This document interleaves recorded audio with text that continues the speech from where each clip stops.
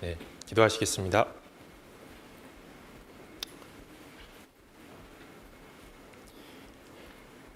사랑과 은혜가 충만하신 살아계신 하나님 아버지, 진심으로 감사드립니다. 죄와 허물로 죽을 수밖에 없었던 이 죄인을 구원하여 주시고 하나님의 자녀 삼아 주셔서 주님의 몸된 교회 가운데 거하며 이 세상 끝날까지 늘 우리와 항상 함께 하신다는 그 약속으로 늘 우리와 항상 함께하여 주시고 동행하여 주심에 주님 앞에 진심으로 감사를 드립니다. 오늘 주일을 맞이하여 우리 평택교회 형제 자매님들이 주님의 말씀을 듣기에 이 자리에 나왔습니다. 우리의 영혼을 살찌게 하고 우리의 영혼을 힘있게 주장할 수 있는 그 귀한 말씀의 양식들을 오늘 이 교제를 통해서 풍성히 공급받는 그런 시간이 될 수 있도록 하나님께서 도와주시기를 기도드립니다. 그리고 이번 한 주간 평택교회 대전도 집회로 주님의 복음을 전할 수 있도록 허락하여 주신 것 주님 앞에 진심으로 감사를 드립니다. 주님 앞에 기도 부탁 올린 그 귀한 영혼들의 그 이름을 주님께서 기억하여 주시고 구원받을 수 있는 은혜를 하나님께서 베풀어 주시기를 기도드립니다. 또한 말씀을 준비하시는 황종순 목사님 그 입술에 하나님의 지혜와 능력을 더해 주시고 말씀을 힘있게 전할 수 있도록 그 건강 또한 주님께서 허락하여 주시기를 주님 앞에 기도드립니다. 참으로 이 복음 전도하는 이 일을 통해서 이번 한 주간이 참으로 주님 앞에 행복하고 감사하며 첫사랑을 회복할 수 있는 그런 귀한 시간들로 주님께서 가득 채워주시기를 주님 앞에 기도드립니다. 그리고 평택교회가 교회당 건축을 위해 주님 앞에 함께 기도하고 있습니다. 주님의 복음을 힘있게 전할 그 교회당이 속히 건축될 수 있도록 주님께서 도와주시고 인도해 주시기를 주님 앞에 기도드립니다. 마땅히 오늘 참석해야 하나 참석하지 못한 우리 형제 자매님들 계십니다. 어디서 무엇을 하든 하나님의 영광을 위해 살아갈 수 있도록 도와주시고 동일하신 그 주님의 은혜로 그 마음을 힘있게 주장하여 주시기를 주님 앞에 기도드립니다. 오늘 말씀의 시종 또한 주님께 의지하오며 이 모든 것 살아계신 예수님 이름으로 기도 올렸습니다. 아멘. 누가복음 11장 말씀을 보시겠습니다.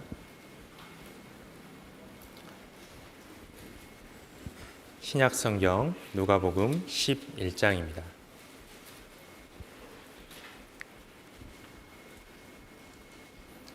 신약성경 111페이지입니다. 누가복음 11장 1절로 13절입니다.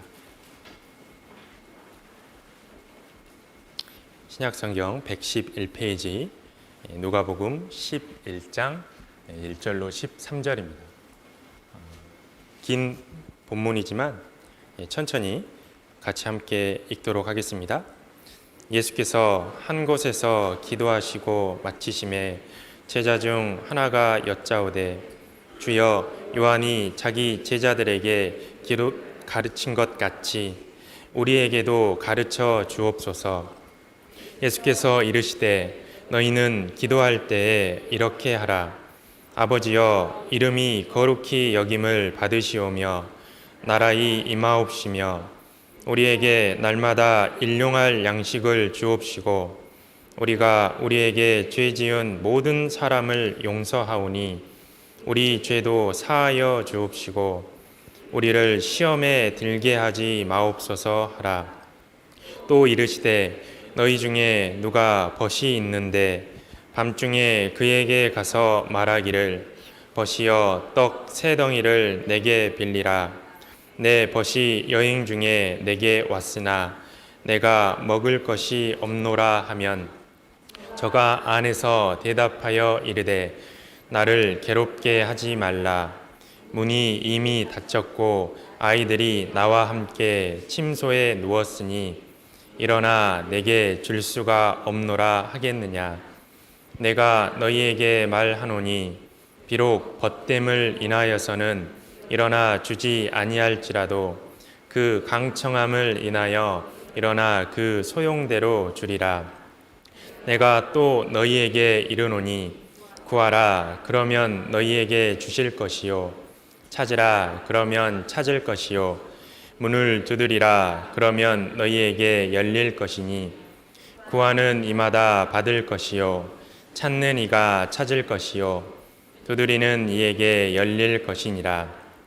너희 중에 아비 된 자 누가 아들이 생선을 달라 하면 생선 대신에 뱀을 주며 알을 달라 하면 전갈을 주겠느냐. 너희가 악할지라도 좋은 것을 자식에게 줄 알거든 하물며 너희 천부께서 구하는 자에게 성령을 주시지 않겠느냐 하시니라. 다시 한번 인사드리겠습니다. 안녕하세요. 평택에서 주일 설교를 하게 돼서 개인적으로 큰 영광입니다. 코로나 때문에 지역 설교를 할 수가 없어서 동료 전도사님들께 연락을 해봤더니 대부분 지교회에서 주일 설교를 이제 하셨더라고요. 그래서 어떻게 하셨냐라고 물어보니까 다들 해주시는 말씀이 우리 신임 전도사 기죽을까봐 뭘 해도 다 받아준다라고 조언을 해주셨습니다. 그래서 저도 다 받아주실 것을 믿고 오늘 큰 부담 없이 올라왔습니다. 오늘 함께 나눌 말씀으로 유익한 시간이 되었으면 좋겠습니다. 이 누가복음 11장은 기도에 대한 중요한 가르침이 있는 본문입니다. 기도에 대한 말씀은 성경 여러 곳에 기록되어 있지만 본문의 말씀은 기도의 주인이 되신 예수님께서 직접 가르쳐 주신 그 말씀이기 때문에 다른 본문과 비교했을 때보다 풍성한 가르침이 있고 그리고 엄선된 내용들로 가득 차 있다는 것을 우리가 알 수 있습니다. 그래서 회사도 본점과 지점에는 능력의 차이가 있고 그리고 실력의 차이가 있고 규모의 차이가 있듯이 이 누가복음 11장은 기도의 주인이 되신 예수님께서 직접 가르쳐 주신 말씀이기 때문에 기도의 본점과도 같은 그런 말씀이다라고 우리가 이 누가복음 11장을 정리해 볼 수 있습니다. 그래서 이 본문의 구성을 보시면 1절부터 4절까지는 기도의 제목이 되는 기도의 내용을 말씀하셨습니다. 그리고 5절부터 9절까지는 8절까지는 강청이라는 기도의 자세를 말씀하셨습니다. 그리고 9절부터 13절까지는 기도하는 방법과 기도의 결과를 말씀하셨습니다. 그래서 이 기도의 결과에 해당하는 그 12절 말씀을 보시면 알을 달라 하면 전갈을 주겠느냐 말씀하셨는데 기도의 결과는 반드시 알이라는 생명의 탄생과 전도의 열매로 이어진다라는 것을 우리가 알 수 있습니다. 그래서 오늘 이 말씀의 제목을 기도에서 전도까지로 이름을 붙였습니다. 오늘 우리는 이 말씀의 제목처럼 오늘 하루를 신앙생활의 시작을 왜 우리가 기도로 시작해야 하는지, 기도가 전도와 어떻게 연결되는지 같이 말씀을 배우도록 하겠습니다. 먼저 본문의 배경을 보시면 본문의 주인공인 예수님과 그의 제자들이 등장을 합니다. 예수님께서 무엇을 하고 계시느냐 1절 말씀을 보시면 예수께서 한 곳에서 기도하시고 마치심에, 이 예수님께서 기도하고 계심을 알 수 있는데 이 성경 곳곳에 예수님은 매일 습관처럼 기도하셨다라는 그 말씀이 많이 있습니다. 그리고 예수님이 기도하실 때는 특별한 일들이 나타났고 그리고 중요한 일들이 결정됐는데 누가복음 3장에서는 예수님이 세례를 받으실 때 성령이 임하셨잖아요. 성령이 임하실 때 예수님은 기도하고 계셨습니다. 그리고 누가복음 9장에서 이 변화산에서 예수님이 신령한 몸으로 변화되셨을 때도 예수님은 기도하고 계셨습니다. 그리고 누가복음 23장에서 십자가에 못 박히기 전에도 기도를 하셨고, 예수님은 십자가에 못 박히셔도 기도하고 계심을 알 수 있습니다. 이처럼 제자들은 예수님이 기도하실 때 나타나는 능력과 권세를 보았죠. 그리고 또 하나, 성경은 말씀하시는 바 예수님은 기도에 굉장히 열정적이셨다라고 말씀하셨습니다. 히브리서 5장 말씀을 보시겠습니다. 히브리서 5장입니다.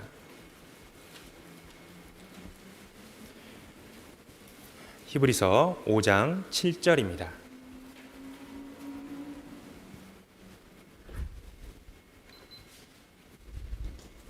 히브리서 5장 7절입니다.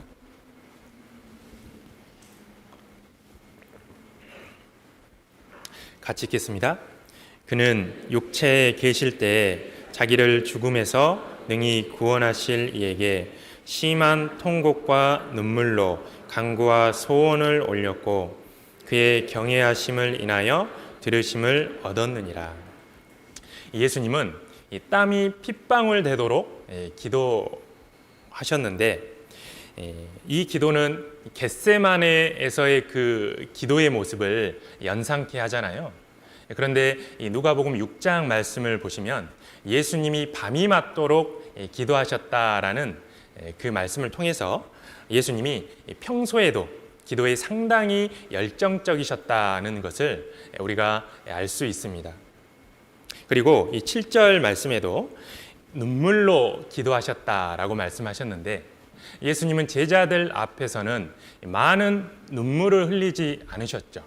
하지만 하나님 앞에 홀로 기도할 때는 주님 앞에 많은 눈물을 쏟고 계셨음을 우리가 이 말씀을 통해 알 수 있습니다. 그래서 이 모습을 통해서 예수님께서 상당히 기도의 열정적인 모습을 가지고 계셨는데, 이 열정은 사람에게 영향력을 끼치잖아요. 얼마나 예수님이 열정적으로 기도하셨냐면 그것을 멀리서 지켜보는 그 제자들의 마음에 나도 예수님처럼 저렇게 기도를 해보고 싶다. 나도 예수님처럼 어떻게 기도할 수 있을까? 제자들 스스로의 마음이 예수님의 그 기도 모습을 보고 동했다라는 겁니다. 그래서 셋불도 당긴 김에 뺀다라는 그 말처럼 예수님의 기도가 끝나기만을 기다리고 즉시 예수님께 나아가서 예수님, 방금 기도하신 그 기도를 우리에게도 가르쳐 주옵소서, 예수님께 그 기도의 가르침을 요구하는 그런 말씀입니다. 그러면서 저 이웃집 요한의 제자들의 그 핑계를 대면서 어때요? 예수님, 요한의 제자들도 기도하는 것을 배웠습니다. 우리도 좀 가르쳐 주십시오라는 예수님께 떼를 쓰고 있는 그런 모습입니다. 이처럼 예수님의 열정적인 기도의 모습은 제자들을 격동시켰습니다. 이 열정이 사람에게 영향력 있는 이유를 최근 그 신경과학 분야에서 분석한 그 결과를 보면, 그 최근 이태리 그 파르마 대학의 연구팀이 이 사람에게는 거울 신경세포가 있다라는 것을 발견했는데, 이 거울 신경세포가 뭐냐? 이 사람의 뇌 속에 있는 이 세포인데, 사람은 다른 사람의 행동을 보면 그것을 거울처럼 반사시키는 그런 특징, 그 세포들을 뇌 속에 가지고 있다라는 겁니다. 그래서 이 사람은 뭔가 좋은 것을 보면 모방하고 싶고, 그리고 벤치마킹하고 싶고, 롤모델 하고 싶은 그런 거울 신경세포가 우리 뇌 속에 잠재되어 있는 겁니다. 그리고 이 미지근한 물도 뜨거운 물 옆에 있으면 그 대류 현상에 의해서 미지근한 물도 같이 뜨거워지잖아요. 나의 미지근한 신앙도 뜨거워지려면 내가 교회 안에서 그 열정을 가지고 있는 그 형제 자매들 옆에 딱 달라붙어 있을 때 그 뜨거움이 나에게도 전달되는 것처럼 예수님의 열정적인 기도는 제자들의 마음을 충분히 격동시켰다라는 겁니다. 예를 들면 만약 오늘 저녁에 축구를 하는데 그 축구 선수 메시가 우리 게임이 온다. 그러면 그 게임 나가고 싶어요? 안 나가고 싶어요? 나가고 싶죠. 자, 그런데 제가 온다면요? 나가고 싶죠. 예, 감사합니다. 자, 다른 분들은 마치 준비하신 듯이 대답을 안 하시네요. 예, 이처럼 열정적인 사람은 대중에게 영향력이 있고 사람을 끌어당기는 힘이 있다라는 겁니다. 다시 본문으로 돌아가 보겠습니다. 누가복음 11장 2절입니다. 누가복음 11장 2절입니다.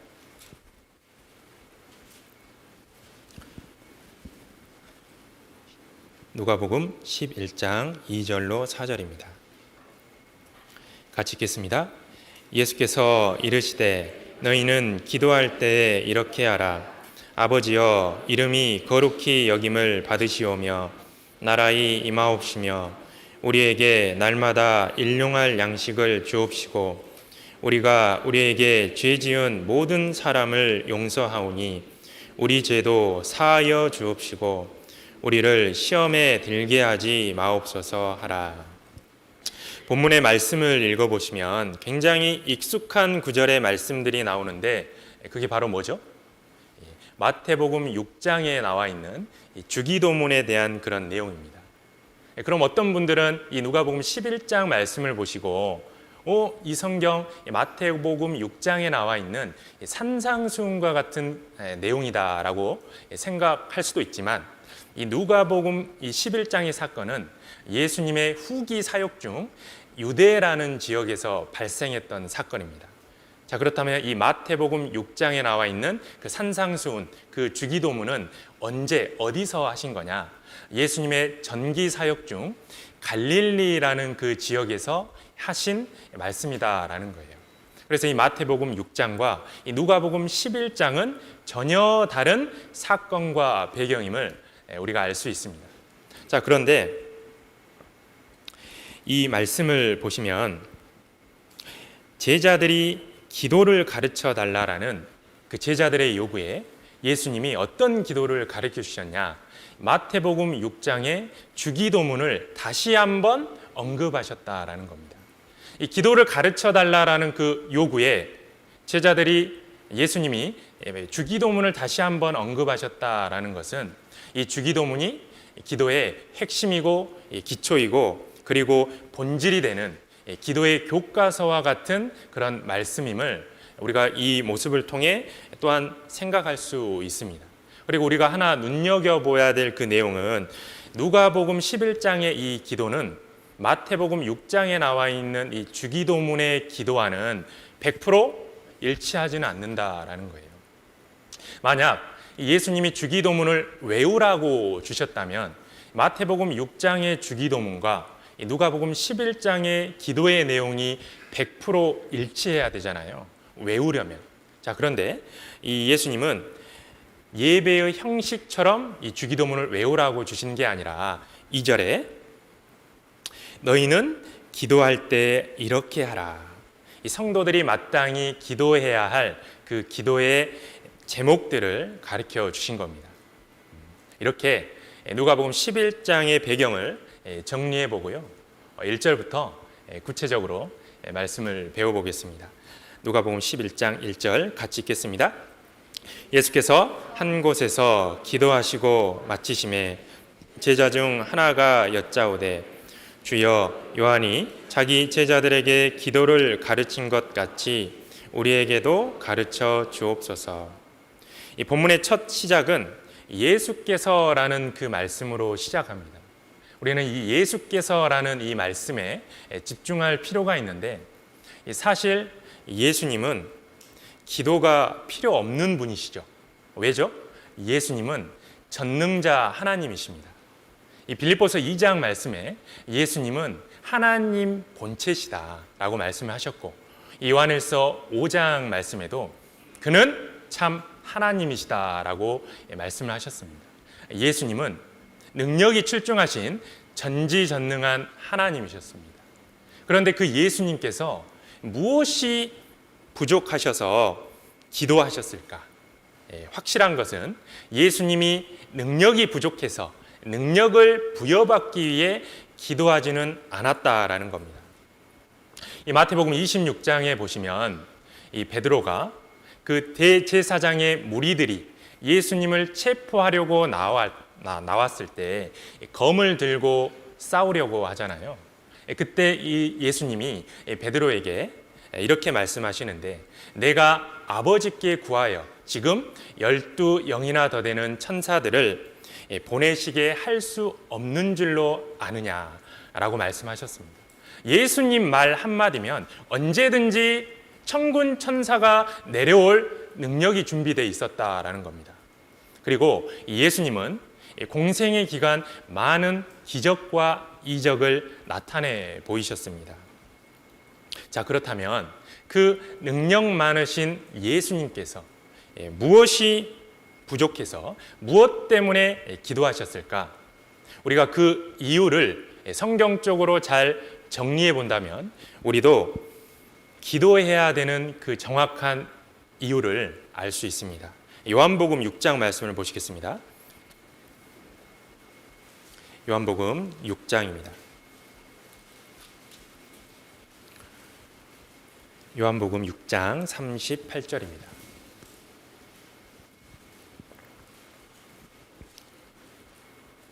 제가 읽겠습니다. 신약성경 153페이지 요한복음 6장 38절입니다. 내가 하늘로서 내려온 것은 내 뜻을 행하려 함이 아니요 나를 보내시는 이의 뜻을 행하려 함이니라. 나를 보내시는 이의 뜻은 내게 주신 자 중에 내가 하나도 잃어버리지 아니하고 마지막 날에 다시 살리는 이것이니라. 40절 같이 읽어볼까요? 내 아버지의 뜻은 아들을 보고 믿는 자마다 영생을 얻는 이것이니 마지막 날에 내가 이를 다시 살리리라 하시니라. 이 말씀을 보시면 예수님이 하늘에서 이 땅에 내려오신 그 이유에 대해 말씀하셨는데, 예수님이 이 땅에 오신 이유가 무엇이냐? 그것은 39절 말씀에 나를 보내신 이의 뜻을 행하려 함이니라. 예수님은 하나님의 뜻을 이루기 위해 이 땅에 오셨다라는 겁니다. 자, 그렇다면 예수님은 이 땅에서 하나님의 뜻을 이룰 목적을 가지고 계셨는데, 하나님의 뜻을 이룰 그 목적을 가지고 계셨는데 하나님의 뜻을 이룰 그 방법이 무엇이냐? 로마서 8장을 찾아보겠습니다. 로마서 8장입니다. 8장 26절입니다. 신약성경 249페이지입니다. 신약성경 249페이지 로마서 8장 26절입니다. 다 같이 읽겠습니다. 이와 같이 성령도 우리 연약함을 도우시나니 우리가 마땅히 빌 바를 알지 못하나 오직 성령이 말할 수 없는 탄식으로 우리를 위하여 친히 간구하시느니라.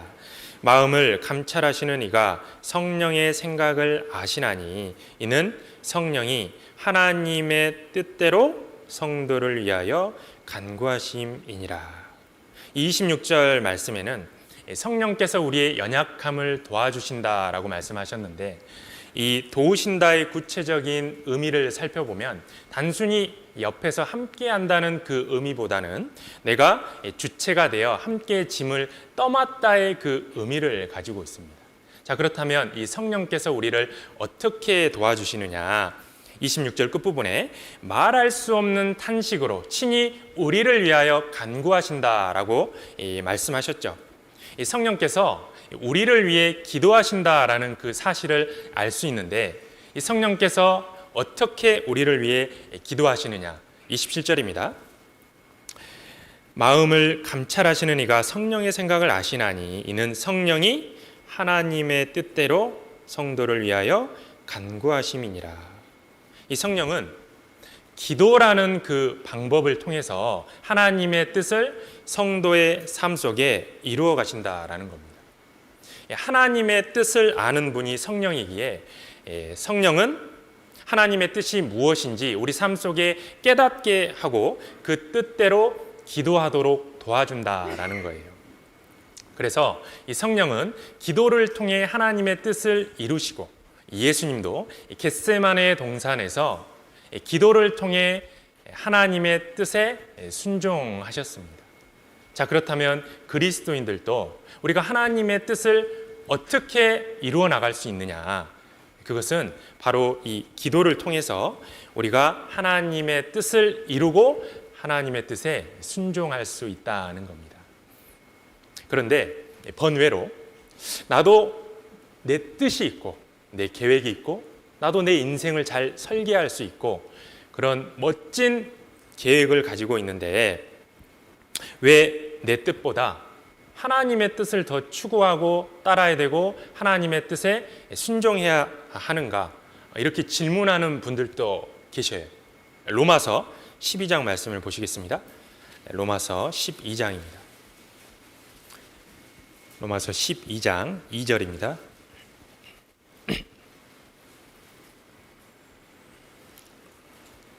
제가 읽겠습니다. 너희는 이 세대를 본받지 말고 오직 마음을 새롭게 함으로 변화를 받아 하나님의 선하시고 기뻐하시고 온전하신 뜻이 무엇인지 분별하도록 하라.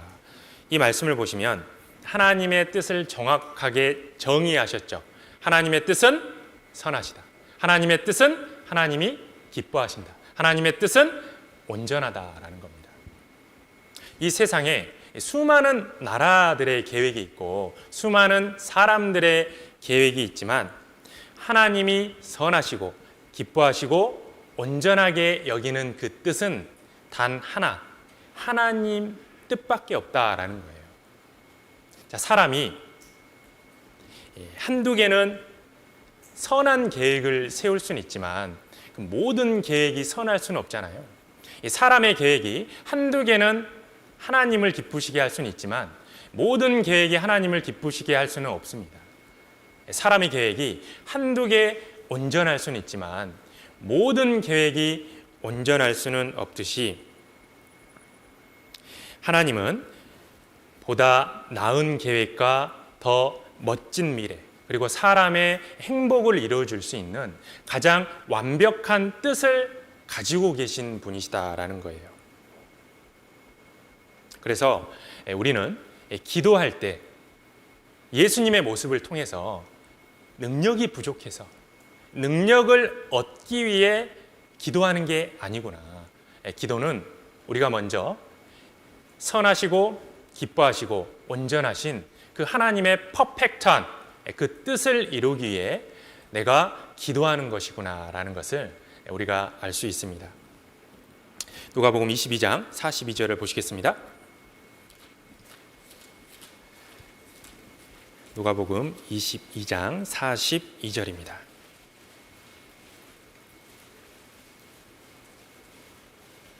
신약성경 135페이지입니다. 누가복음 22장 42절입니다.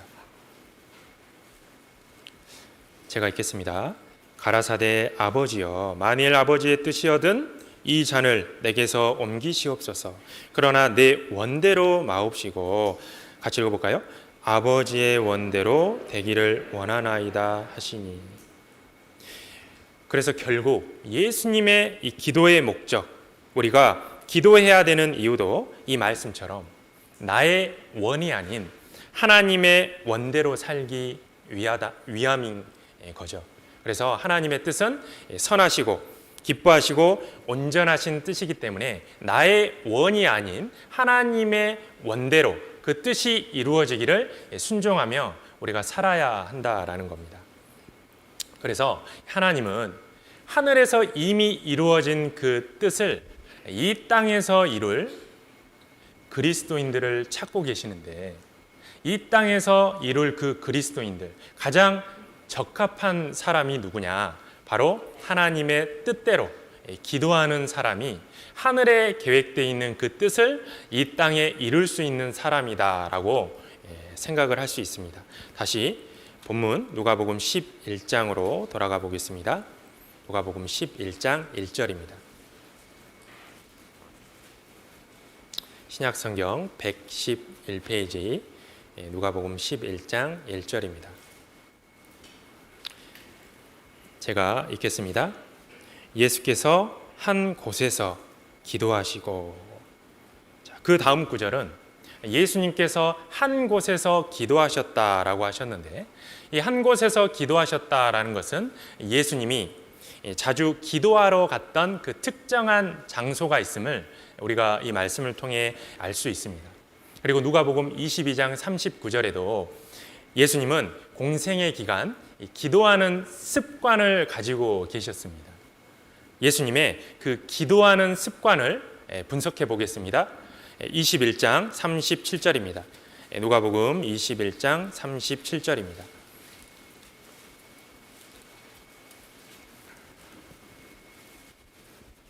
누가복음 21장 37절, 예수님이 기도하는 습관입니다. 제가 읽겠습니다. 예수께서 낮이면 성전에서 가르치시고 밤이면 나가 감람원이라 하는 산에서 쉬시니. 예수님의 이 하루의 삶을 분석해 보면 38절 말씀에 이른 아침부터 말씀을 듣기 위해 백성들이 나아오죠. 예수님은 이른 아침부터 밤까지 성전에서 부지런히 백성들을 가르치시고 밤에는 성 밖에 나가서 감람산이라는 곳에서 쉬셨는데, 예수님께서 쉬셨다라고 되어 있잖아요. 예수님은 어떻게 쉬셨을까 참 궁금하더라고요. 우리 같으면 1번 등산한다, 2번 여행 간다, 3번 사우나 간다, 4번 TV 본다. 몇 번이죠? 대답을 안 하시네요.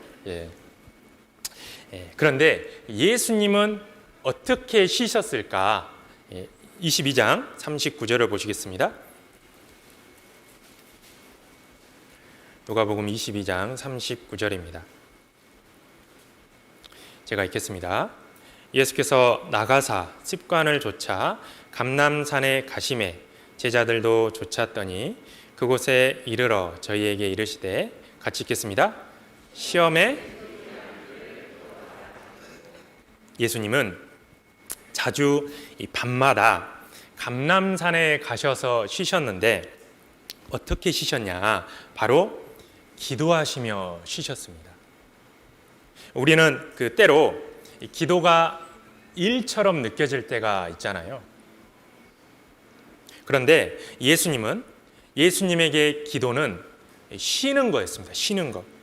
이 말씀을 보면서 참 많은 반성이 됐는데, 우리도 하루 종일 봉사하고 전도에 지치다 보면 기도 안 하고 그냥 쉬고 싶다, 그냥 뭔가 내려놓고 싶다, 숨고 싶다라는 그 생각이 들 때가 있잖아요. 그런데 하루 이틀이면 버티겠는데 매일같이 그 힘듦의 그 고난들이 계속될 때 우리는 장롱에 박혀 있는 배낭을 빼서 등산을 가기도 하고 여행을 가기도 하고 TV를 보면서 그렇게 쉬다 옵니다. 그런데 그렇게 쉬다 오면 다시 힘이 나시던가요? 그렇게 쉬다 오면 월요일이 됐을 때 우리 직장에 다니시는 형제 자매님들은 월요일에 다시 출근하고 싶은 그 마음이 불쑥 올라오시던가요? 아니잖아요. 예수님은 그런 것 없이도 매일같이 기도로 쉬셨기 때문에 아침부터 밤까지 말씀을 가르치고 전도하시는 그런 강행군을 매일 할 수 있었습니다. 그런데 왜 우리는 쉽게 지치냐는 거죠. 왜죠? 우리는 쉬는 방법이 예수님과 너무 다르다라는 것을 알 수 있습니다. 우리는 어떻게 쉬죠? 우리는 등산을 간다거나 여행을 간다거나 TV를 본다거나 잠을 잠으로써 휴식을 취하는데, 그것은 사실 임시 방편일 뿐이다라는 겁니다. 진정한 해결책이 아니다라는 거예요.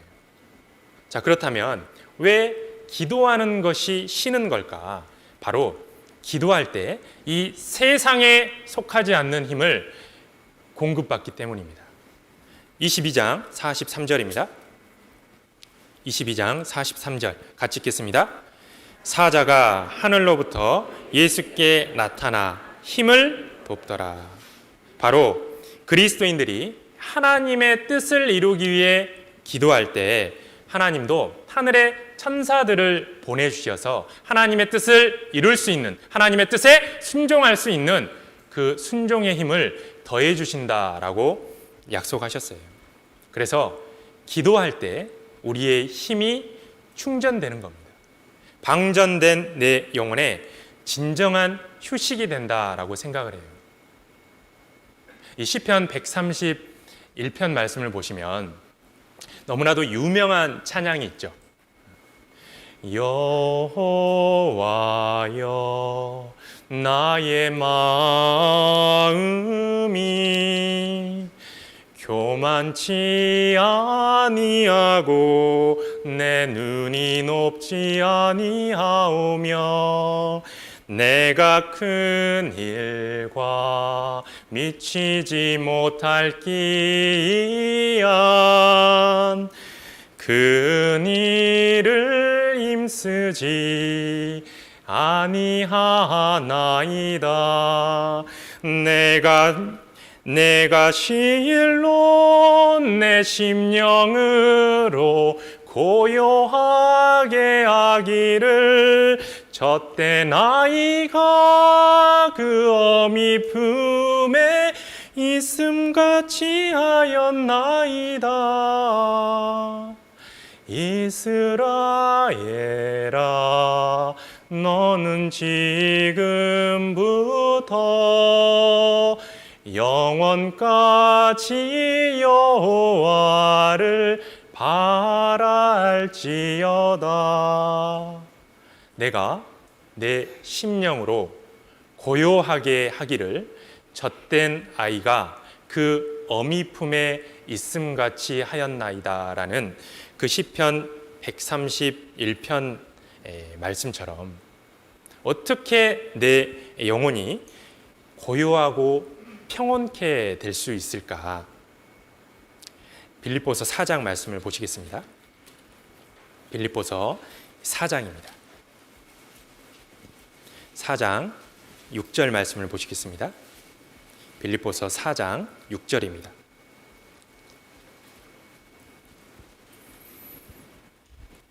6절로 7절 말씀을 같이 읽겠습니다. 아무것도 염려하지 말고 오직 모든 일에 기도와 간구로 너희 구할 것을 감사함으로 하나님께 아뢰라. 그리하면 모든 지각에 뛰어난 하나님의 평강이 그리스도 예수 안에서 너희 마음과 생각을 지키시리라. 이 말씀처럼 기도할 때 뭐가 찾아와요? 큰 평안이 찾아온다라는 겁니다.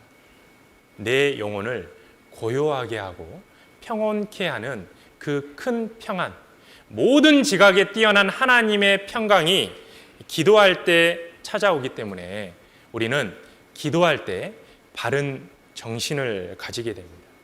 그래, 아무것도 염려할 게 없었구나. 그래, 모든 짐을 하나님께 맡기라라고 하셨는데 아직까지 내가 염려라는 짐을 짊어지고 있었구나. 그래, 내가 하나님 앞에 너무나도 교만했구나. 그래, 내가 형제 자매들 앞에 해서는 안 될 큰 실수를 했구나 라는 것이 기도할 때 깨달아진다라는 거예요. 나의 교만, 나의 숨은 허물들이 바로 기도할 때 깨달아지며 이 세상을 향해 눈을 감고 골방 안에서 하나님을 만날 때 그동안 내가 보지 못했던 하나님의 영광스러운 능력을 볼 수 있게 하는 믿음의 시력이 생긴다라는 겁니다. 그래서 기도하는 그 시간은 우리가 정신을 차리는 시간인 거예요. 베드로전서 4장 말씀에 만물의 마지막이 가까웠으니 너희는 정신을 차리고 근신하여 기도하라. 기도하는 시간에 우리는 정신을 차릴 수 있습니다. 그리고 기도하는 시간에 우리는 감사할 수가 있어요. 너희가 기도할 때 무엇이든지 믿고 구하는 것은 받은 줄로 여기라. 마태복음 21장 말씀에 우리가 믿고 구할 때 모든 것을 다 받는다라고 말씀하셨습니다. 그리고 야고보서 1장 5절에는 누구든지 지혜가 부족하거든 모든 것을 후히 주시고 꾸짖지 아니하시는 하나님께 구하라라고 말씀하셨어요. 부족한 것을 구할 때 꾸짖지 아니하시고 공급해 주시는 그 하나님이 우리와 함께 계십니다. 네가 부를 때에는 나 여호와가 응답하겠고 네가 부르짖을 때에는 내가 여기 있다 하리라. 우리의 기도 소리에, 우리의 기도 시간에 하나님이 응답하시겠다. 하나님이 우리와 함께 하시겠다라고 약속을 하셨다라는 거예요. 그래서 디모데전서 2장 1절 말씀에 보시면 모든 사람을 위하여 간구와 기도와 도고와 감사를 하되 이는 모든 경건과 단정한 중에 고요하고 평온한 생활을 이루게 함이니라. 바로 기도할 때 고요하고 평온한 생활을 이루어 주시겠다라고 하나님이 약속하셨다라는 겁니다. 그래서 기도는 더 이상 일이 아니다라는 거예요. 기도는 더 이상 봉사가 아닙니다. 기도는 우리가 쉬는 거고 우리의 휴식이고 우리의 힐링이다라는 거예요. 그래서 예수님뿐만 아니라 믿음의 많은 선진들도 기도하는 습관을 가지고 있었습니다. 다니엘서 6장을 보시겠습니다. 다니엘서 6장입니다.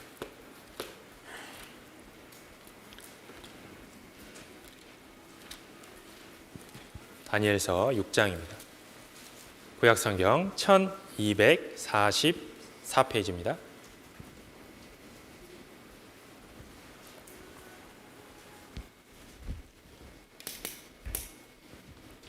다니엘서 6장 10절입니다.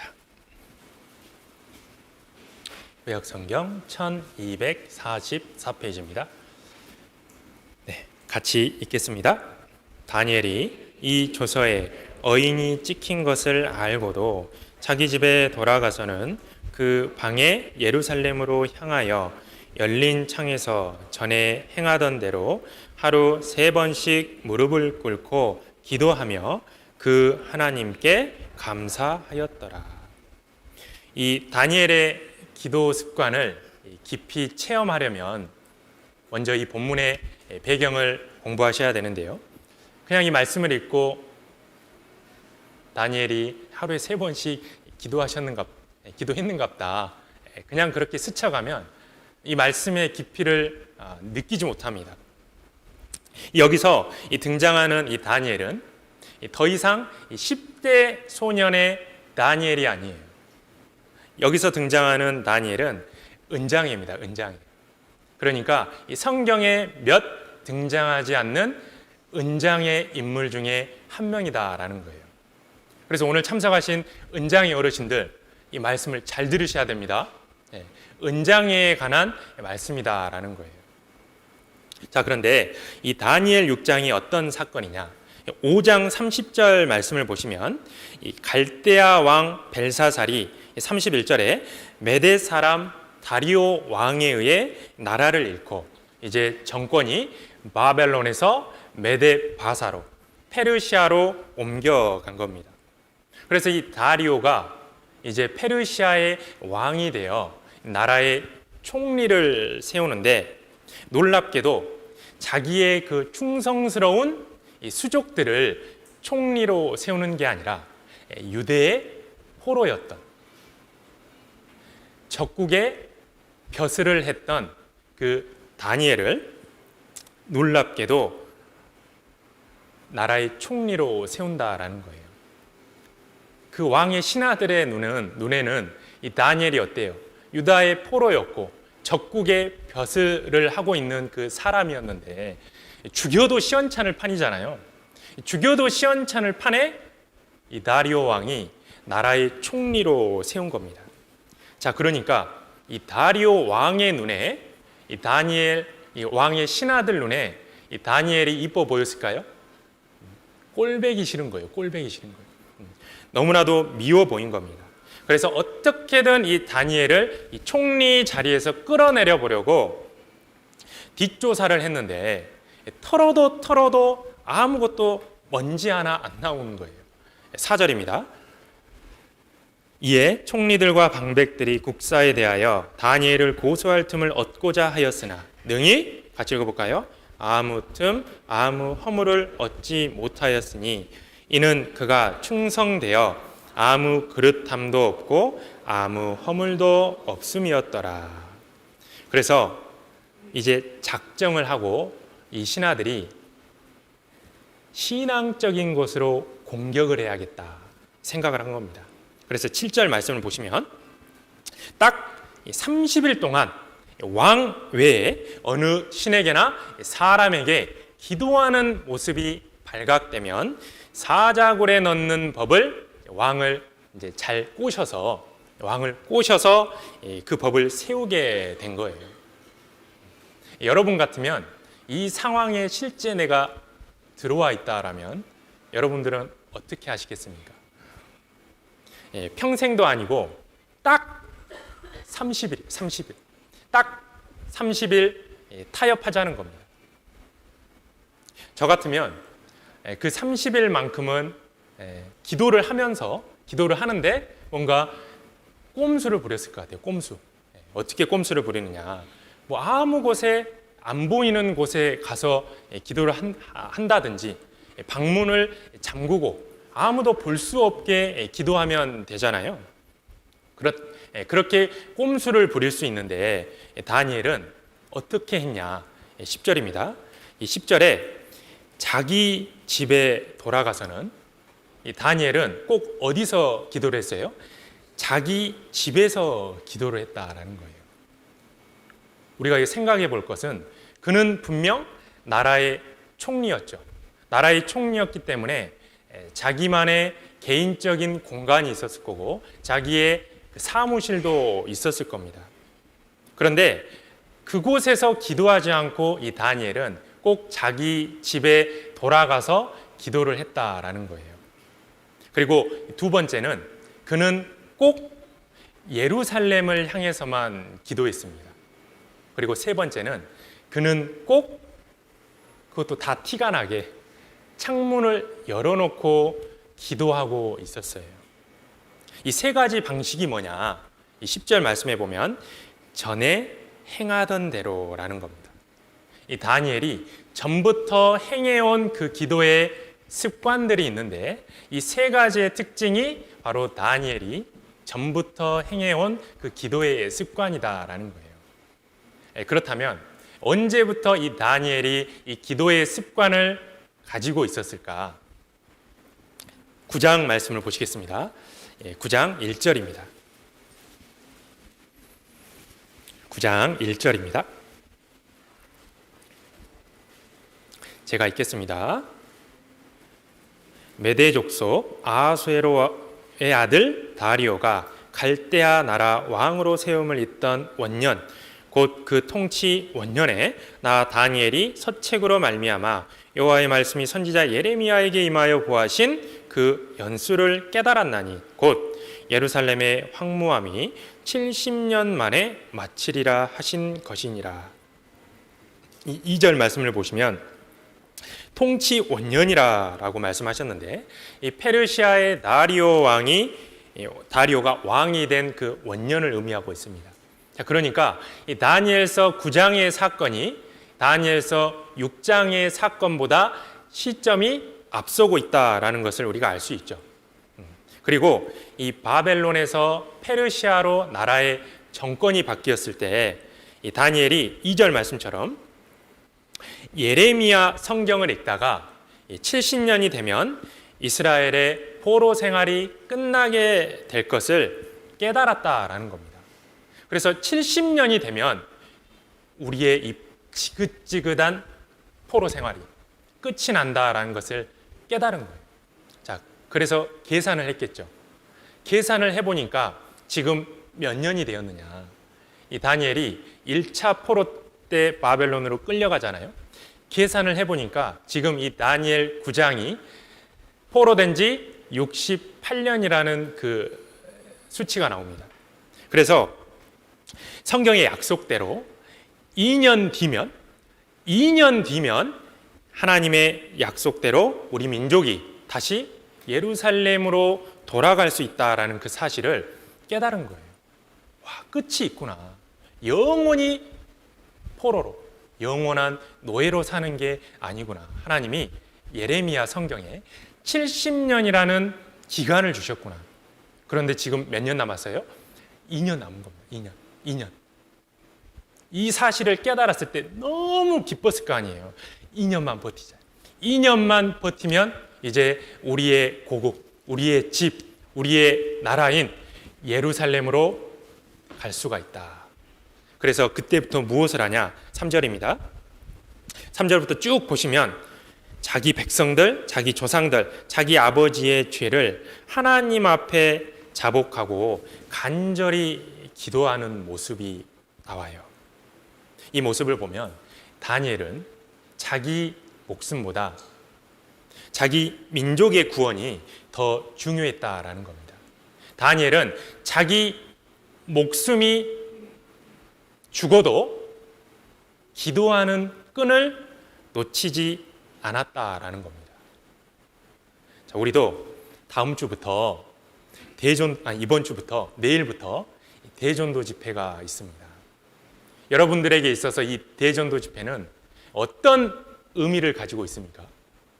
이 다니엘처럼 우리 평택교회 형제 자매님들도 모두 다 자기 목숨보다 더 대전도 집회가 중요하잖아요.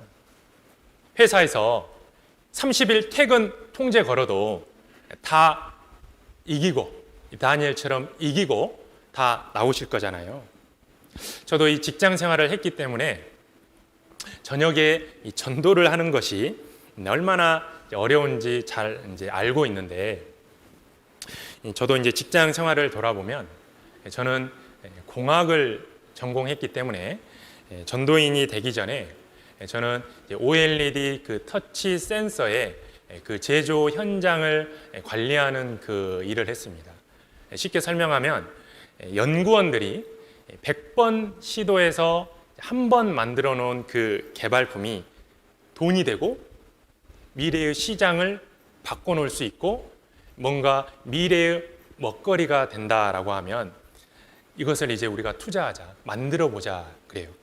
그러면 그 연구원들이 개발한 그 개발품을 이제 제가 있는 그 생산 기술 파트로 이것을 만들어내라라고 이제 보내는데, 제가 해야 될 그 일들은 무엇이었냐면 연구원들이 100번 시도해서 한 번 개발한 그 개발품을 이제는 100번 집어넣으면 99개 정도는 완성되어야 하는 그 공정 생산 그 기술을 구축해야 했어요. 100개 집어넣는데 똑같이 뭐 한 개만 완성된다고 하면 나머지 99개는 다 버려야 되잖아요. 그래서 이제 그런 생산 기술을 연구하는 그 일을 했는데, 이제 저는 이제 그 주간 근무를 했습니다. 주간 근무를 했지만 저희 부서는 365일 24시간 주야 3교대 그 현장 근무를 이제 해야만 했어요. 그런데 항상 그 제품의 그 분량이 언제 생길까요? 퇴근하고 나서 생기는 겁니다. 퇴근하고. 왜 퇴근하고 나면 항상 분량이 생기느냐? 하루가 24시간이잖아요. 그런데 제가 회사에 있는 시간은 8시간이고 회사에 있지 않는 시간은 16시간이 되기 때문에 이 나머지 16시간에도 회사는 돌아가고 회사는 똑같은 그 제품을 만들어내고 있다라는 겁니다.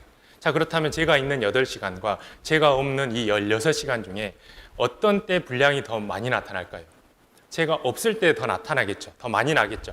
자, 이처럼 확률적으로 봐도 퇴근하고 나서 잠을 자고 있을 때 뭔가 현장에서 문제가 생기고 해결할 수 없는 일이 생겼다고 하면 항상 전화가 와요. 어떻게 해야 되냐, 교통정리 해달라. 자, 그래서 퇴근하고 저녁에 교재를 오면 항상 불안했습니다.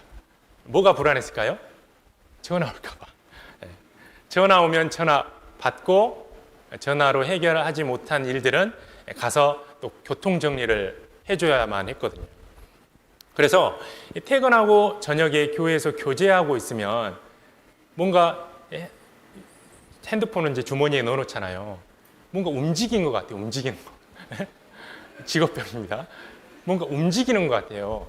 근데 보면은 아무 전화도 안 와 있고, 그렇게 이제 살았습니다. 그래서 이게 신앙적으로 너무 마이너스다. 교제를 하다가도 회사에 불려갈 수가 있고, 잠을 자다가도 회사에 나갈 수 있고, 그리고 저녁에 전도를 하다가도 언제든지 전화가 오면 회사에 불려 나가야 되는 그런 상황에 있었어요. 그래서 이 대전도 집회가 되면 이 근무가 아니 그 직장이 불안정하기 때문에 하루라도 더 온전히 참석하기 위해서 꼭 일주일에 한 번 정도는 휴가를 써서 참석을 했습니다. 그런데 이 직장인의 휴가가 365일 매일 있는 것도 아니고 대전도 집회 때마다 매일같이 휴가를 쓸 수는 없잖아요. 그래서 그렇다고 야근 때문에, 회식 때문에 내가 이 대전도 집회에 늦거나 빠지면 너무나도 내가 주님 역사에 동참하지 못했다는 이 사실 때문에 너무나도 마음이 괴로운 거예요. 그러던 어느 날 여호수아 말씀을 보면서 하나님이 직장 생활에 그 기도의 제목을 주셨는데, 여호수아 10장을 보시겠습니다. 여호수아 10장입니다. 여호수아 10장입니다. 10장 12절입니다.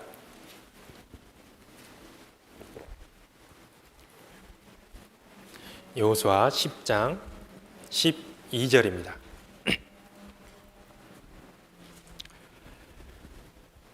구약 성경 335페이지 여호수아 10장 12절 제가 읽겠습니다.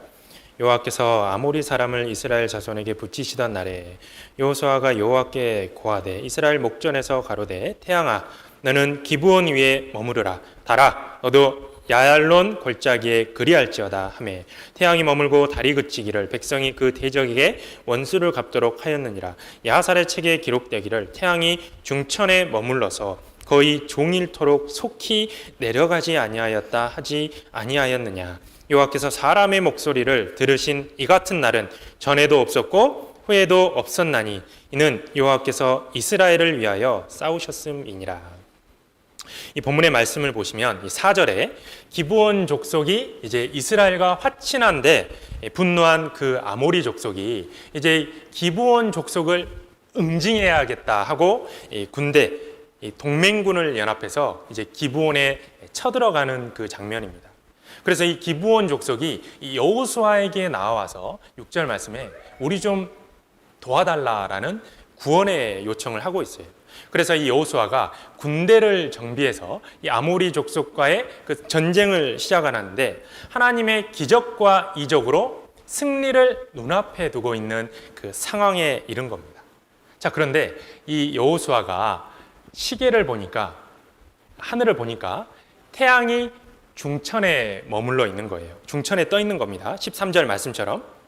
그래서 여호수아가 상황을 보니까 내가 아모리 족속과 싸움에서 완전히 승리하려면 시간이 더 필요한데 저녁이 되면 또 어떤 변수가 발생할 줄 모르잖아요. 그래서 이 여호수아는 낮이 계속되기를 바랬던 거예요. 태양이 중천에 머물러 있기를 원했던 겁니다.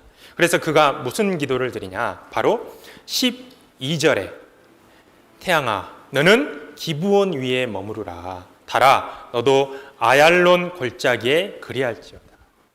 여러분, 세상에 자연의 법칙을 거스르고 태양을 멈춰달라라고 하는 이기적인 기도를 했다라는 겁니다.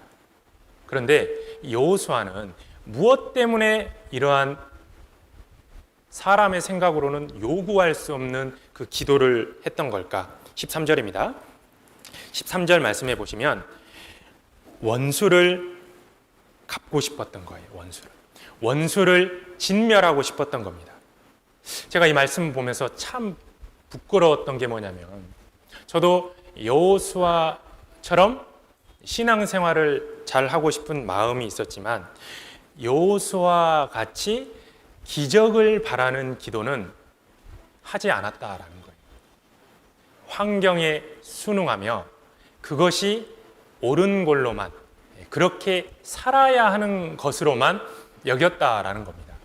그런데 성경을 보니까 그게 잘못된 것을 깨달았어요. 시편 33편입니다. 시편 33편입니다. 시편 33편 22절입니다.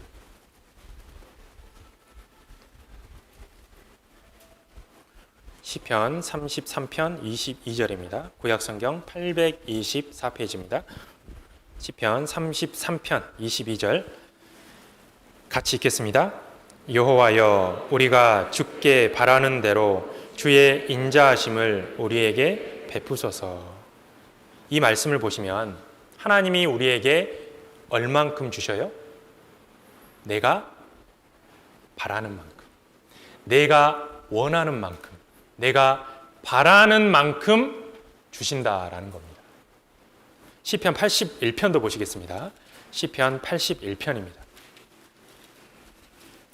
시편 81편 10절입니다.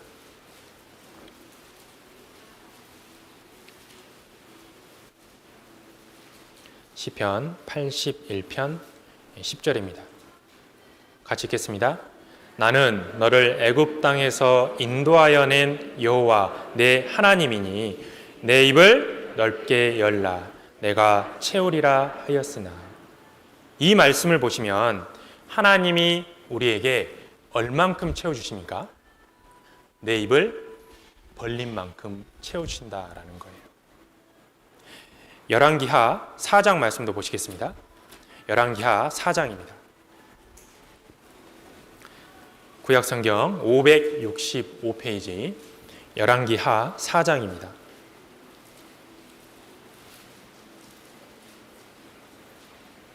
구약성경 565페이지 열왕기하 4장 3절입니다.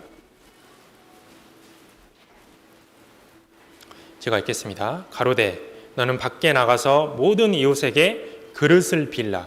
빈 그릇을 빌되 조금 빌지 말고 너는 내 두 아들과 함께 들어가서 문을 닫고 그 모든 그릇에 기름을 부어서 차는 대로 옮겨 놓으라. 여인이 물러가서 그 두 아들과 함께 문을 닫은 후에 저희는 그릇을 그에게로 가져오고 그는 부었더니 그릇에 다 찬지라. 여인이 아들에게 이르되 또 그릇을 내게로 가져오라. 아들이 가로되 다른 그릇이 없나이다 하니 기름이 곧 그쳤더라. 이 말씀을 보시면 엘리사가 이 과부에게 기름을 부어줬는데 얼만큼 부어줬느냐? 그릇을 빌려온 만큼 부어줬다라는 겁니다. 그리고 그 그릇을 빌릴 때 우리가 본성적으로 적게 빌릴 것을 아시고 3절에 조금 빌지 말 것을 말씀하셨다라는 거예요. 우리의 본성은 조금 빌 것을 알고 있었기 때문에 3절에는 특별히 조금 빌지 말라라고 이미 교훈해 주셨다라는 겁니다. 이 세 가지 말씀의 공통점이 뭐죠? 하나님의 은혜와 은총은 본인의 믿음에 비례해서 주어진다라는 겁니다. 그래서 저도 하나님께 그때부터 기도를 했습니다. 그리고 제가 그렇게 기도한 후 3년 동안 단 한 번도 모든 전도 집회에 5분이라도 늦어 본 적이 없었어요. 제가 이 3년이라는 기간을 어떻게 기억하냐면 제가 체크를 했거든요. 중간에 처음부터 전도 집회를 개수하다가 중간에 늦거나 빠지거나 참석하지 못한 일이 생길 때는 다시 1년부터 시작을 했습니다. 한번 경험해 보고 싶었거든요. 1년부터 다시 체크를 했는데 몇 년까지 지속이 되냐? 3년까지 지속이 되더라는 거예요. 그런데 교회에서 들어오라고 해서 3년에서 멈춘 겁니다. 교회에서 들어오라고 해가지고 3년에서 멈춘 거예요. 그래서 이런 경험들을 하게 되니까 대전도 집회만 되면 어때요? 칼퇴가 기다려지는 겁니다. 왜요? 하나님이 칼퇴 시켜주시니까. 되지도 않았는데 칼퇴가 보장된 듯한 그런 감사와 기쁨이 생겼다라는 겁니다. 그리고 사실 전도 집회 때도 야근을 해야 되는 그 경우가 종종 있었어요. 없을 수는 없죠. 그런데 그때마다 하나님이 직장 상사들을 통해서 너는 퇴근해.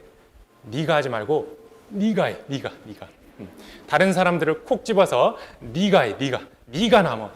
자, 그러면 저는 한두 번은 너무나도 좋죠. 왜요?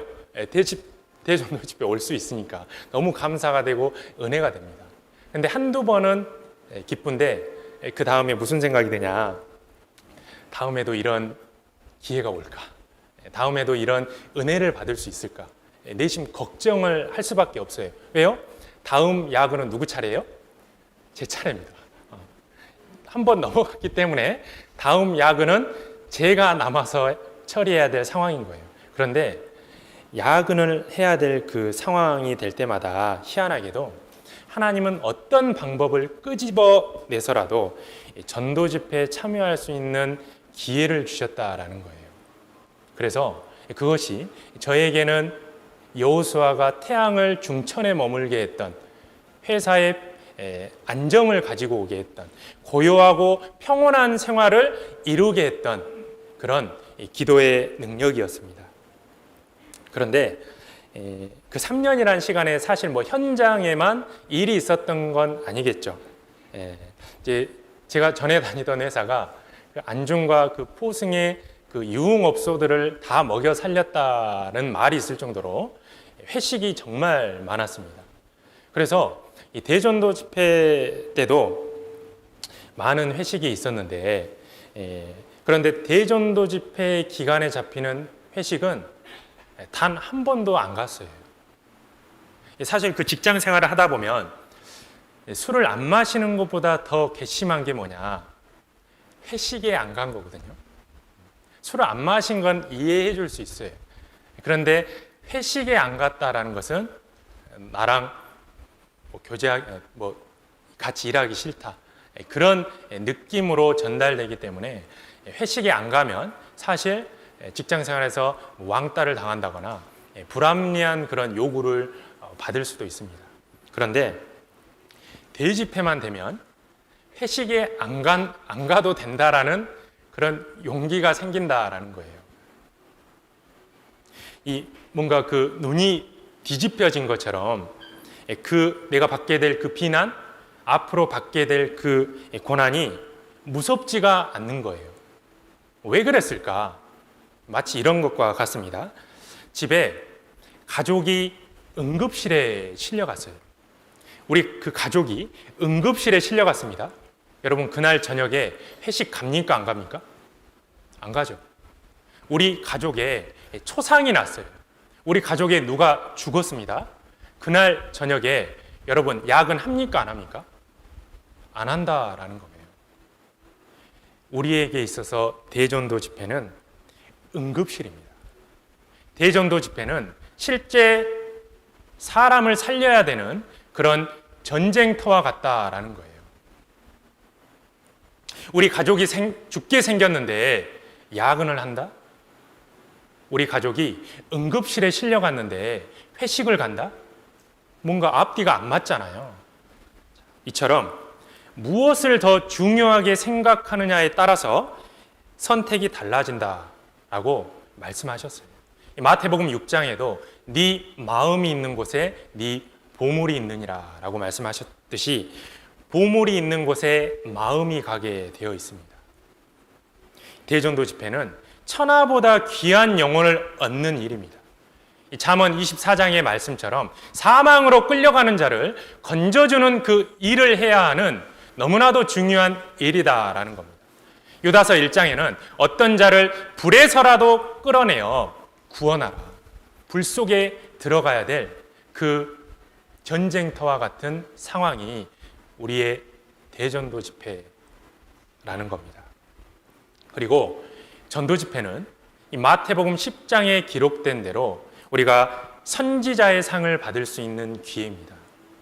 내가 강사는 아니지만 강사를 위해 기도할 때, 내가 전도는 못했지만 전도되는 영혼들을 위해 기도할 때 하나님은 선지자를 영접했다는 그 이유만으로 선지자의 상을 주시겠다라고 약속하셨잖아요. 그래서 이 대전도 집회는 다니엘처럼 목숨을 걸 만한 가치 있는 시간이고 기회다라고 생각을 합니다. 그리고 이 기도는 많은 부분 전도와 연결이 되어 있는데 사도행전 16장을 보시겠습니다. 사도행전 16장입니다. 사도행전 16장 11절입니다.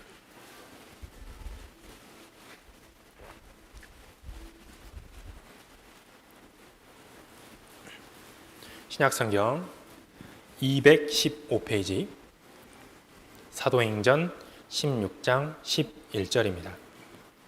제가 읽겠습니다. 드로아에서 배로 떠나 사모드라게로 직행하여 이튿날 네아폴리로 가고 거기서 빌립보에 이르니 이는 마게도냐 지경의 첫 성이요 또 로마의 식민지라. 이 성에서 수일을 유하다가 안식일에 우리가 기도처가 있는가 하여 문 밖 강가에 나가 거기 앉아서 모인 여자들에게 말하더니. 이 바울 사도도 2차 전도 여행을 시작하던 중에 이 11절 말씀처럼 마게도냐 지역의 첫 성인 빌립보 지역에 이르는 겁니다. 이 빌립보 지역에 도착해서 제일 먼저 했던 게 무엇일까? 전도를 제일 먼저 했을 것 같지만 전도가 아니라 기도를 먼저 시작합니다. 13절입니다.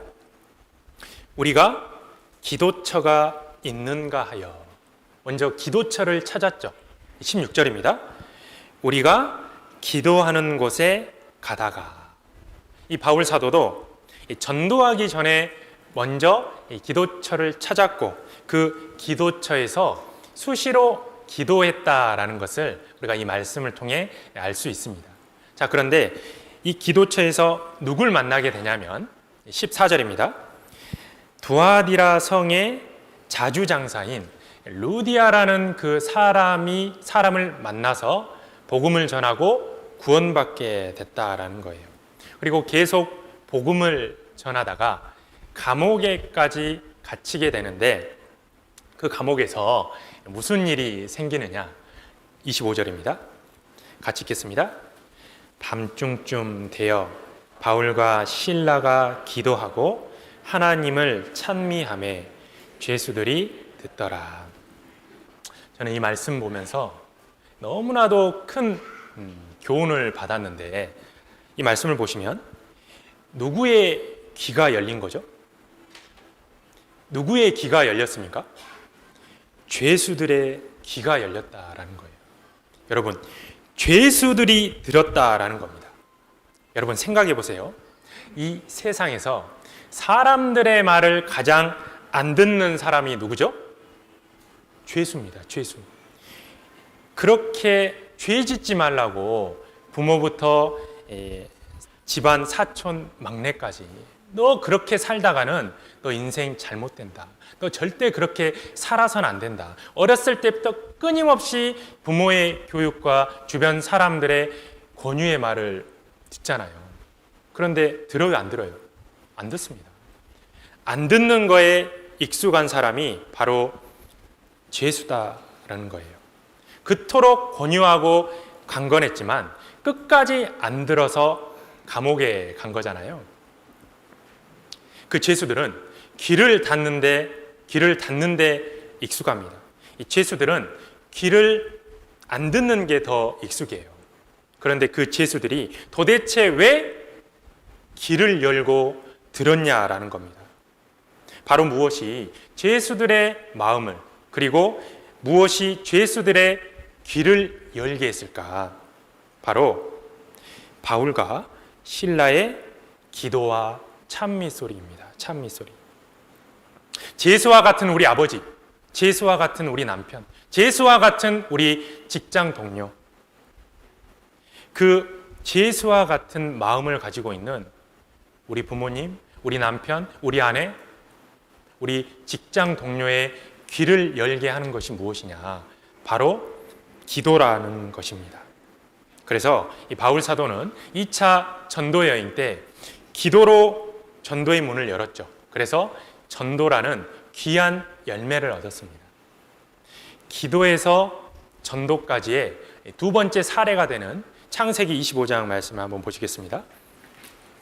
창세기 25장입니다.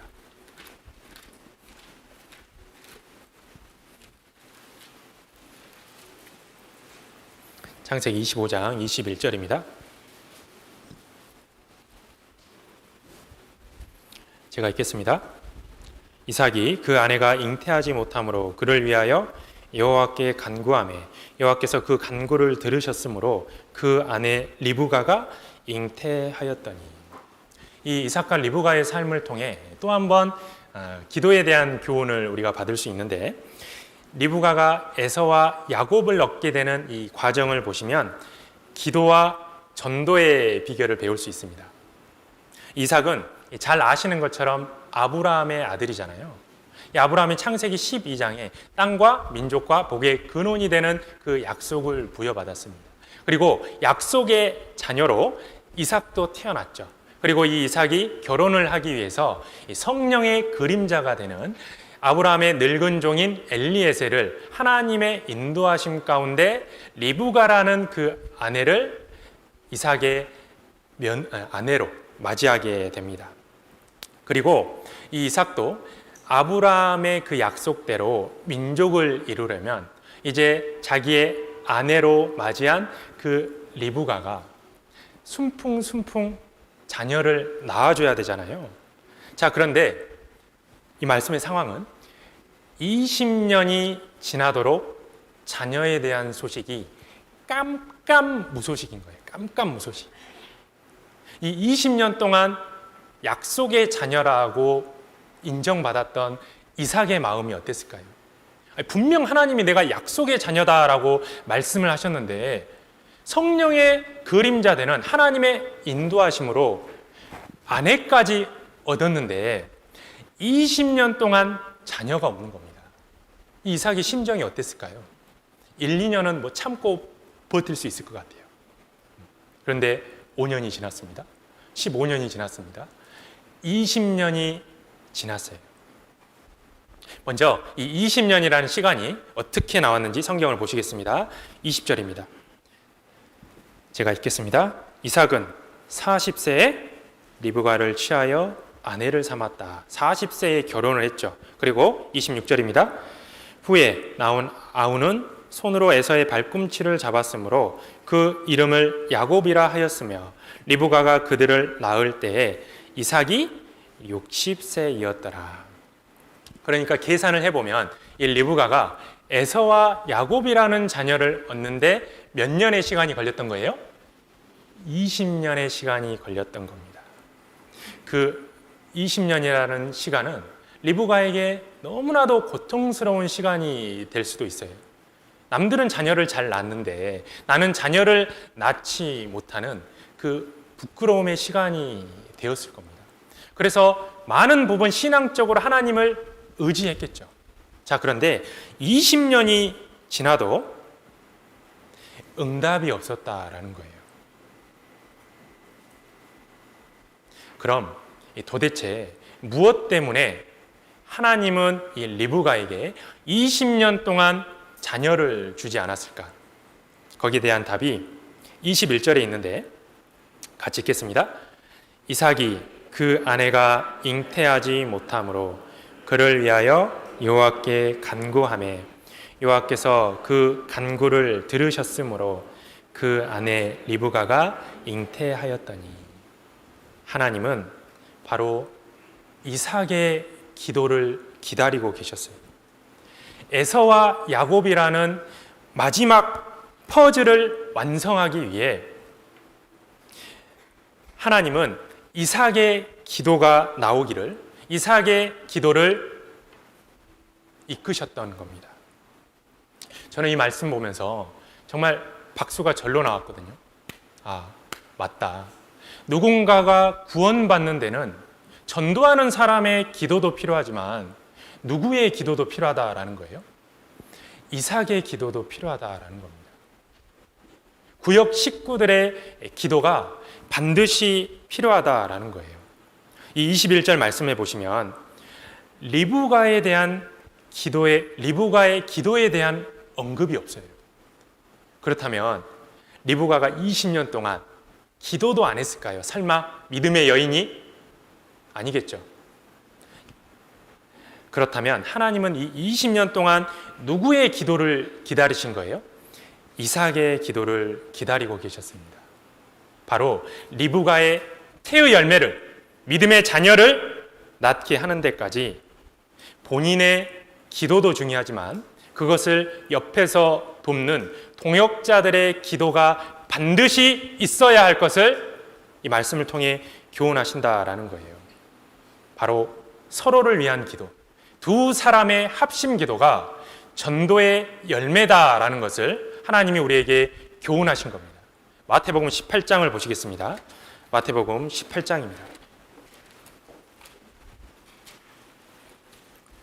마태복음 18장 19절입니다.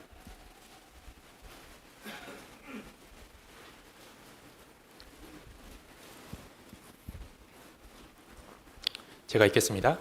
진실로 다시 너희에게 이르노니 너희 중에 두 사람이 땅에서 합심하여 무엇이든지 구하면 하늘에 계신 내 아버지께서 저희를 위하여 이루게 하시리라. 두세 사람이 내 이름으로 모인 곳에는 나도 그들 중에 있느니라.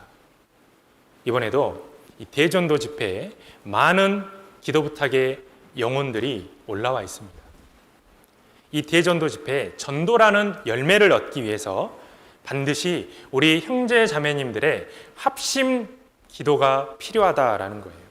의인의 간구는 역사하는 힘이 많다라고 하셨기 때문에 우리도 서로를 위해, 이삭이 리브가를 위해 기도해 주었던 것처럼 우리도 서로의 전도라는 열매를 얻기 위해 합심 기도해야 된다라는 겁니다. 그리고 하나님은 이 합심 기도에 대한 유익을 전도하는 그 대상자들이 구원받을 뿐만 아니라 합심 기도에 참여하는 형제 자매님들도 전도하는 신앙으로 변화될 것을 약속하셨는데, 사도행전 4장을 보시겠습니다. 사도행전 4장입니다. 사도행전 4장 31절입니다.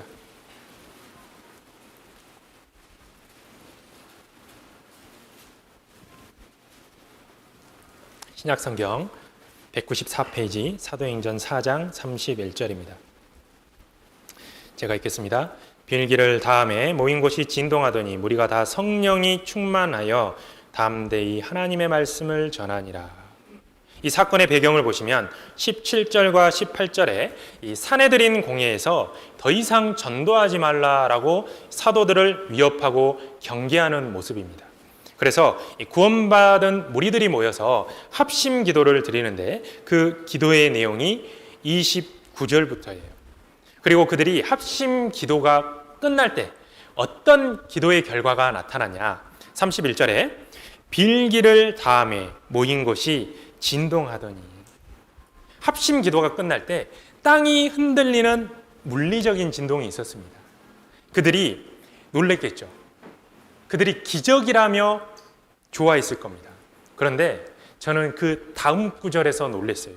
31절 말씀에 빌기를 다음에 모인 것이 진동하더니 무리가 다 성령이 충만하여 담대히 하나님의 말씀을 전하니라.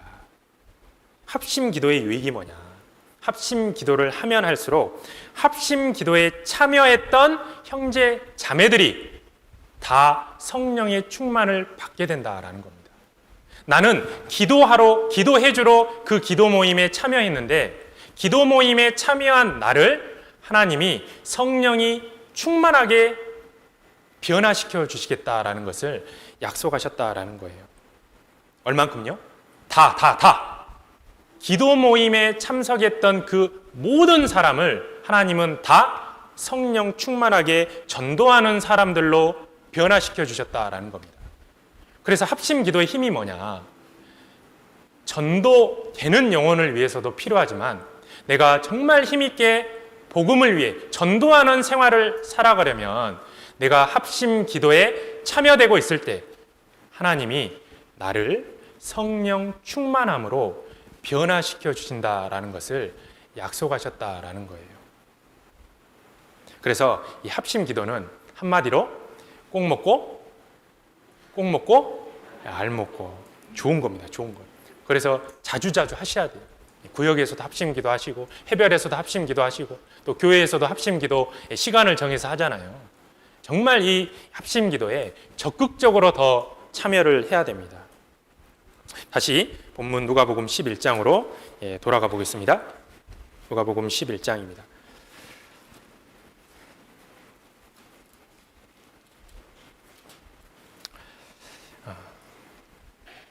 이제 1절 했는데 맞춰야 할 것 같습니다. 어떤 분이 그러더라고요. 말씀을 못하는 것은 용서해 줄 수는 있으나 시간을 못 지킨 거는 용서해 줄 수가 없다. 저도 오래 살아야 되기 때문에 11절을 보시겠습니다. 11절입니다. 11절, 13절 같이 읽겠습니다. 너희 중에 아비된 자 누가 아들이 생선을 달라 하면 생선 대신에 뱀을 주며 알을 달라 하면 전갈을 주겠느냐? 너희가 악할지라도 좋은 것을 자식에게 줄 알거든. 하물며 너희 천부께서 구하는 자에게 성령을 주시지 않겠느냐 하시니라. 이 11절과 12절 말씀을 보시면 예수님이 이 기도할 때 특별히 생선과 알을 달라는 기도를 교훈하셨습니다. 이 생선은 무엇이냐? 결론적으로 헌신을 상징하고 있어요. 그리고 알은 무엇이냐? 생명을 상징합니다.